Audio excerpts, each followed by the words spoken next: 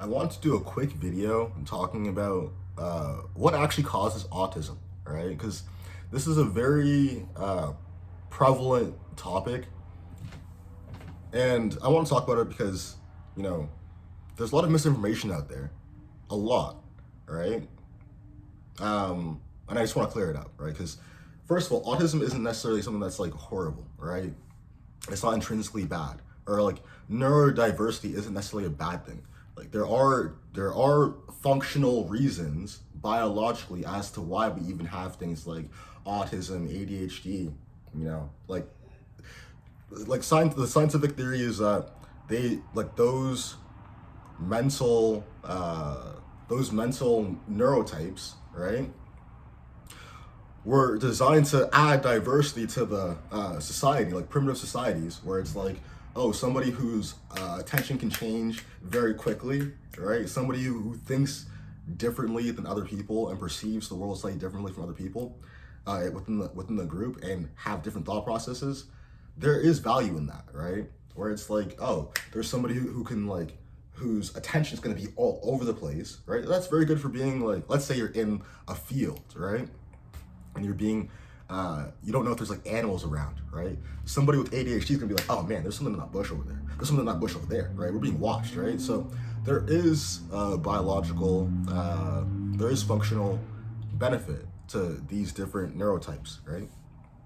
So it's not necessarily a bad thing. And like I'm a heavy believer in science, right? So there are three main reasons why autism and like ADHD and neurodiversity are more common nowadays than they were in the past, right? So number one, right?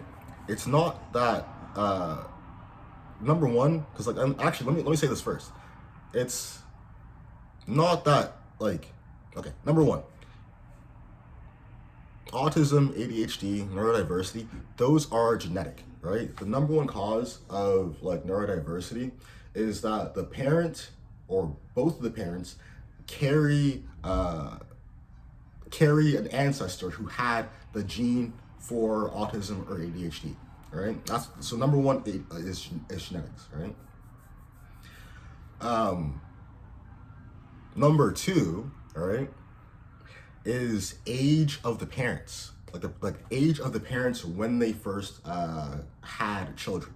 And actually, surprisingly, right, we're seeing that a bigger cause is actually the paternal age, right? So like people nowadays are having children a lot later, right?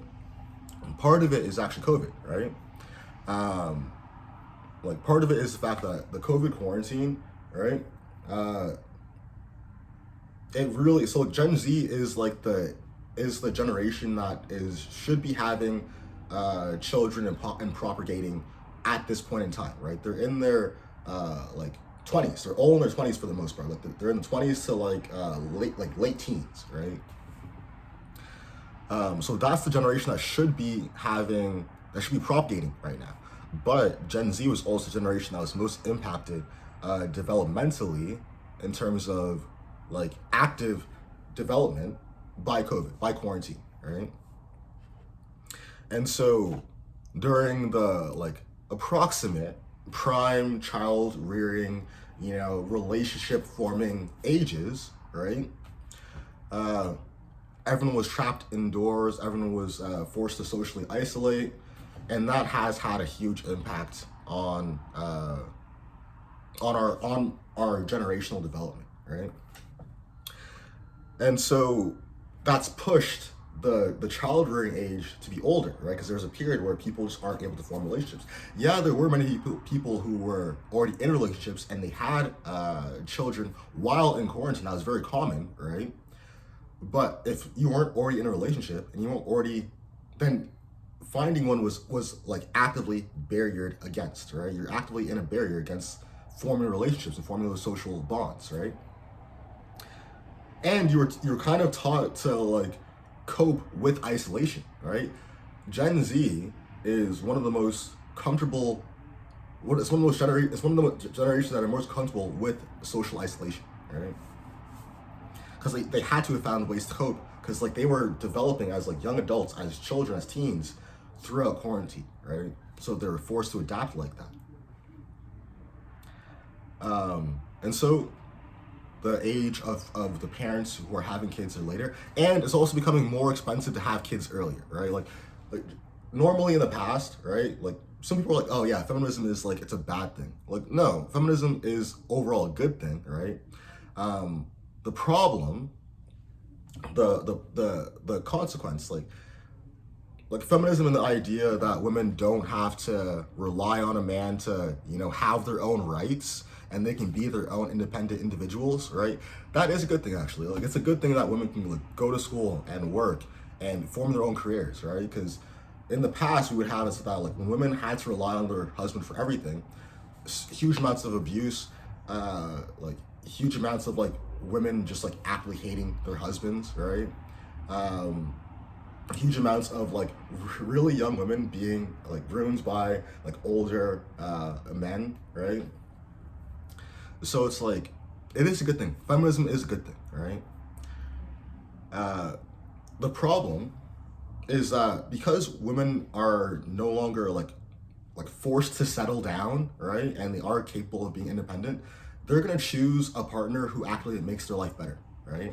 They're not gonna like settle for any man. They're gonna choose for a man that they actually like and makes their life better and seems like a good father for children, right? Maybe has their own career, right? So those things, those screening things, along with external factors like the cost of living, right? Like COVID, right? Where it's like quarantine actively, it forced like a gap, right? And what majorly like the cost of living and like the overall state of the world right now, where it's like, oh man, it kind of seems like there's like no future for young people, where it's like we can't buy houses on average, whereas like it's like I feel like I'll be able to buy a house in the future, right? A lot of people don't think that. A lot of people think that their hopes of owning a house or owning like property are just zero. They're it's not existent, right? And so, and honestly, I feel like the government and society has honestly failed Gen Z in helping to overcome those issues, right? Because it's like those are it's literally foundational. That's the generation that's active right now, right? When you don't like create an environment where mammals can propagate and create offspring readily, right? That's a problem. That's a major failing, right? It destabilizes society in a major way, right? So, so the age of the parents, so like parents are having kids a lot later. I have friends who are like, oh man, I thought I would have kids sooner, right? And it's really disheartening that I haven't. And this is really common. I'm hearing this a lot, right? And some are like, oh man, I don't think I'm gonna have kids at all because I'm like, oh man, the window's kind of passed, right? And it's like, I understand what you mean. It's a really horrible situation, right? And the reason why we're seeing like autism, ADHD rates of neurodiversity going up is simply because we're tracking it more, right? So back in the day, like back in the 70s, you would only be you'd only be called autistic if you were like if you had like a very visible form of like autism, where it's like it has like mental like verbal speech delays, right? Where you have like speech delays or like you have like physical, you know, motor issues, right? Like that's when you would be called like autistic, and they wouldn't even call you autistic. They would just call you like the R word and like put you in a different school, right? Meanwhile, like a lot of like very intelligent, very valuable people have autism, right? Or are on the spectrum or are neurodiverse in some way, right? And so no reason to just like throw away all those people, right? But that's how things were viewed back in the 70s, right? But now it's like, oh, we don't just view autism as like this one thing. We're viewing it as like a spectrum of things, right? Where like a lot of people fall somewhere on that spectrum, right? Oh, another reason, actually, not just the fact that we're recording it more, right? Because like we're tracking it more. It's that because neurodiversity is genetic, right? This should go for like the part one, right? Because neurodiversity is genetic, most neurodiverse people find other neurodiverse people to date, right, and to have kids with. So that increases the odds of their kids having neurodiversity as well, right? And the last thing I want to talk about, right? Because like around 55% of people who are neurodiverse have a neurodiverse partner, right? Like of those who have partners, 55% of the neurodiverse people are dating somebody else who's neurodiverse, right? So the last thing I want to talk about is like the vaccines, right?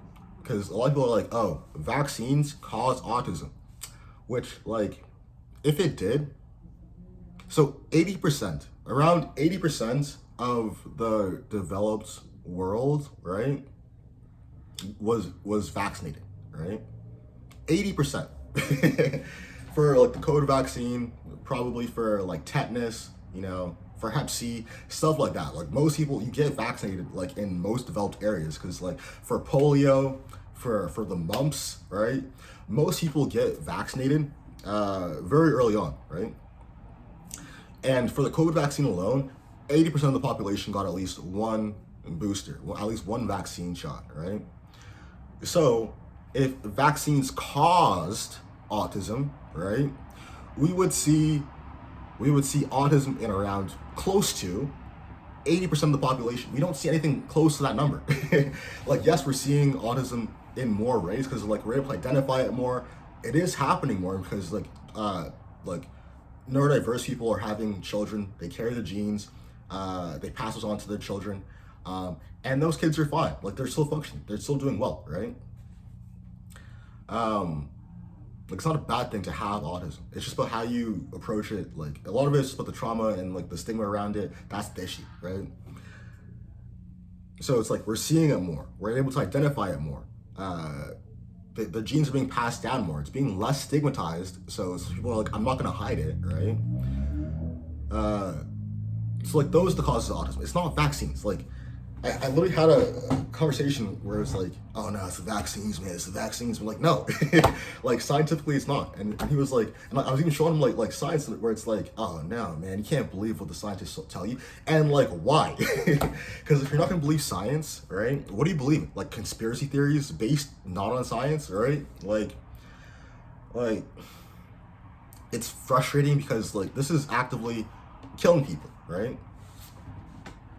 Like this is actively we're bringing back the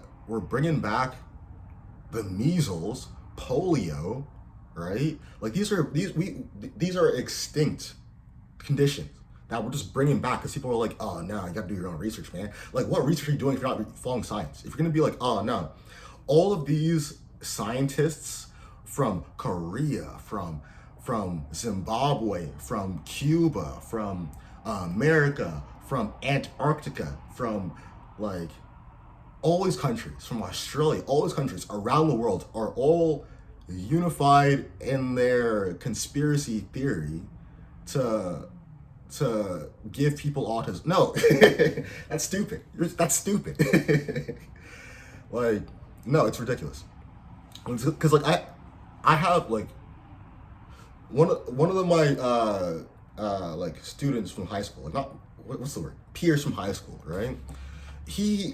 I've literally seen him like go from like being valedictorian at school to going to medical school to doing years of like residency, right? To becoming a doctor, becoming a PhD, right? The idea that like this random guy is like, oh yeah, I'm part of the conspiracy, man. Like we're trying to give these kids some major autism, man. Like we need more autistic people in the world is what he's saying, right? Like no, man. Like what are you talking about? You know, so the three main causes of autism, right? It's genetic, right? Neurodiverse parents so most neurodiverse people find other neurodiverse people to have kids with, right? So autism is already genetic. By having two neurodiverse parents, that increases the odds significantly, right? Then you have improved tracking, right? Where it's like, oh, we have like computers, man. We didn't have computers back in the in the 50s, right? Well, autism always exists. We didn't have computers back in like we did not proper computers, right? We didn't have like yeah, and it's just like the age of the parents, right? People are having kids more commonly in like their 30s and even their 40s nowadays than like it's weird and it's unfortunate, so like sociologically and biologically, that like the age for having kids is like it's like weirdly young, because like we're animals,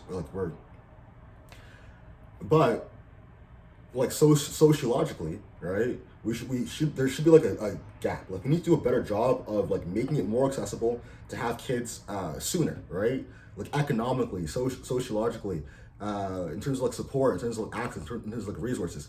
That's the issue, right? If you're having an issue with like autism and stuff like that, it's not about the vaccines, right? It's about like our communities, our societies are honestly failing at providing young people with an environment that is suitable to raise kids in, right? So, anyways, those are my thoughts for today. And like, this is science. This is science. This is actual science. This isn't like BS, right? So, thanks so much for watching, right? I have appreciation for you guys making this fine video. If you disagree, you can leave your comments down below. But like, this is science. Like, if you're talking like, oh, but I saw this one study. Like, what? How peer reviewed is that study? Who peer reviewed that? Right? Like, who actually checked this? What's the research? Do you actually know? Right? How is it tested? What's the sample size? Like, do you actually know? Anyways, thanks so much for watching. Have a lovely day. And I love autistic people as well. Like, nothing wrong. If you have autism, that's okay, right? There's nothing wrong with you. You're just different. But like, why would you want to be the same as everybody else anyways, right? So, all right, bye.